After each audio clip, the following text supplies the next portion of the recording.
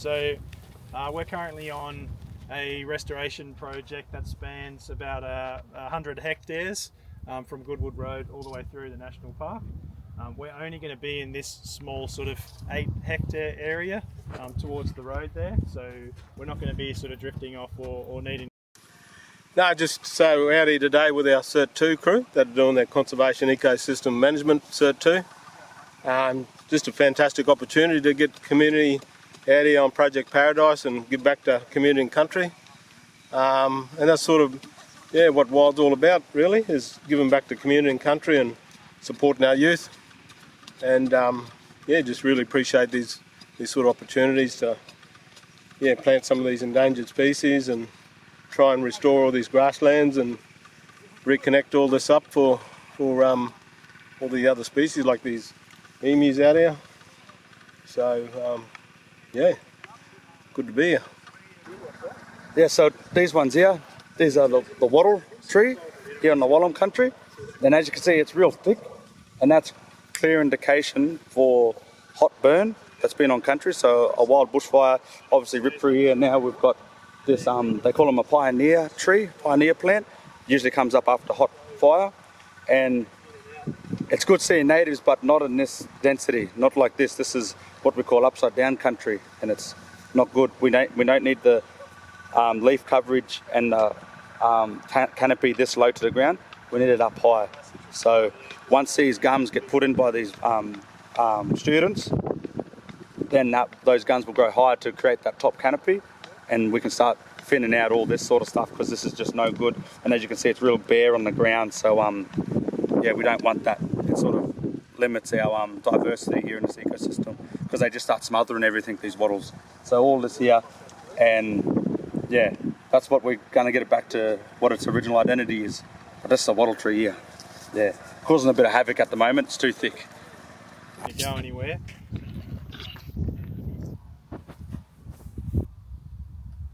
Just to sort of reiterate what he said, the sun bites and stings, slip, trips and falls, dehydration. Is there anything else that I might have missed? Just because I was writing as I was sort of... Snakes, yep. Wildlife, yep. Yeah, there's pigs, but there's some dingoes too. But we're probably not going to encounter them. They're not going to be game enough to come up here. So. Crocodiles near that water there, just so that you know where you are, navigate that space. Boundary just across the river over here onto Butler country, and then bordering onto Cubby country. What do you think is important if we're working away from a main shed, talking about bites and stings and that sort of stuff? What do you think we need to have here on site with us? Someone else. Like Kits?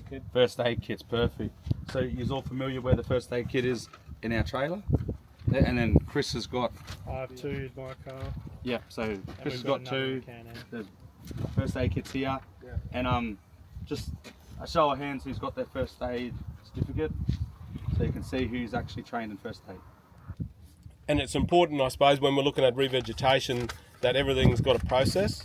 And so that's what will happen today. We'll just go through a process. You'll understand what you're doing and why you're doing it. So I'm Bruce Waia. I'm Indigenous Project Officer of WYLD Projects, and my main role and obligation to WYLD Projects and our participants is to make sure that whatever they're doing is culturally appropriate, and they get that knowledge passed from not just Aboriginal people, but non-Aboriginal people, people that have got experience and knowledge to teach our young Aboriginal and Torres Strait Islander kids how to work on country, the right way, the wrong way, and hopefully they go on to bigger and better things and that sort of stuff. But me and my role is, like I said, just to create that culturally safe place here, and to build that continuity with our young ones and knowing how we can be sustainable here in this country. Today we're looking to, in the future, build a top canopy. So to do that, these young ones are going to be helping us plant some gum trees that are localised to this area, family for this area, for this country. So they're going to return these gums to their rightful place here and spread them out, so then hopefully in another 20-30 years they'll have that top canopy, so we can have all our fauna come back and our wildlife and that ecosystem can come back to hopefully what it was originally set out to be before it was disrupted by farming and all that sort of stuff. So yeah, we're planting today, and the main aim is to get our ecosystem back to how it was, eh? But this fella here, the ground's too hard for these other things, so we're going to use a mattock. We're just going to dig down. What we want to do is, the most important thing is that tube stock, it's buried, not sticking out.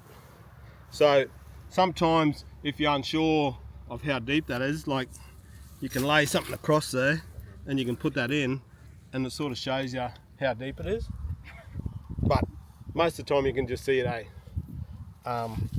So with one like that, he's a bit deep, you might be able to backfill that.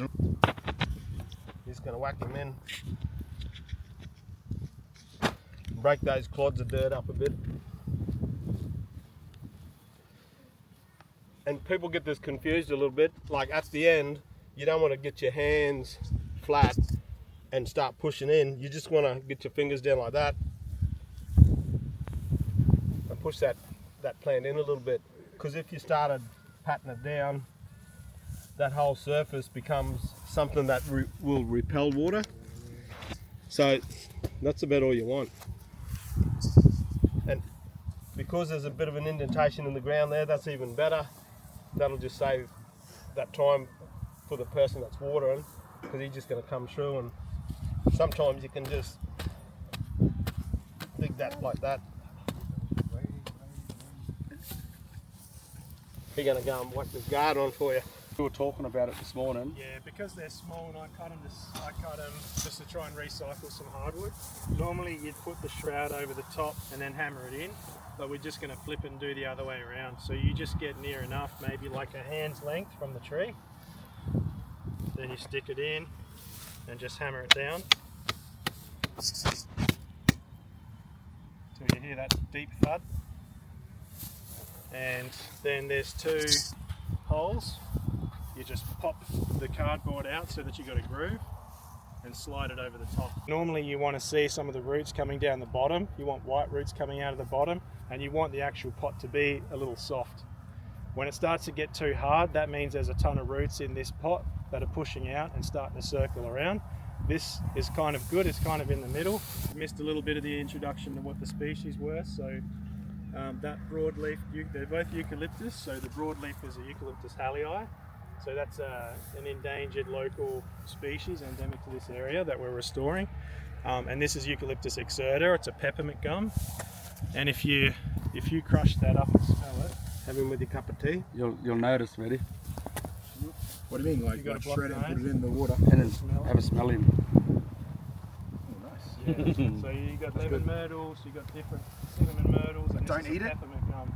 No, probably don't eat it. I think you can make teas out of some of them, but this one's just going to be habitat for wildlife and for the area. They smell like a nut. Rub him under your arm. So just look for the crop circles. Yeah, and UFO circle there. And before we get like right into actually planting all that, we want to see how you go actually plant and take this one.